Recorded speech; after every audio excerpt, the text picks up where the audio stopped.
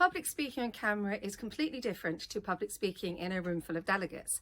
And the reason for this is you are limited by the size of your shot. When it comes to presenting to an audience, you have space to move around. You can use props. You can take a pause when you don't need to take a pause because people are watching you. You have instant feedback from the audience and your presentation will end with a round of applause. When it comes to presenting on camera, you may be looking at a wall of video images with the screen turned off, so you can't see anything, just blank images. You may be doing as I am today, talking to a mobile phone on a vlogging kit and talking through the camera. You may be recording something to be delivered at a later time, and the more you move, the more it can distract.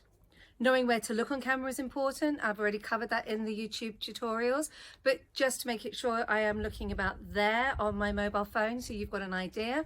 Moving too much in shot. So let me show you the shot size. I'm currently in a medium shot. If I come in closer, a little bit closer here, I come into what's known as a close-up.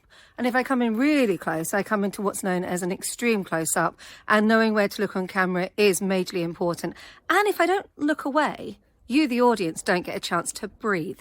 So back to the medium shot, and you can see I can move my arms. I've got a bit more freedom. So why not subscribe to my YouTube channel and you can follow and watch all of the on-screen top tips there. Thanks for your time.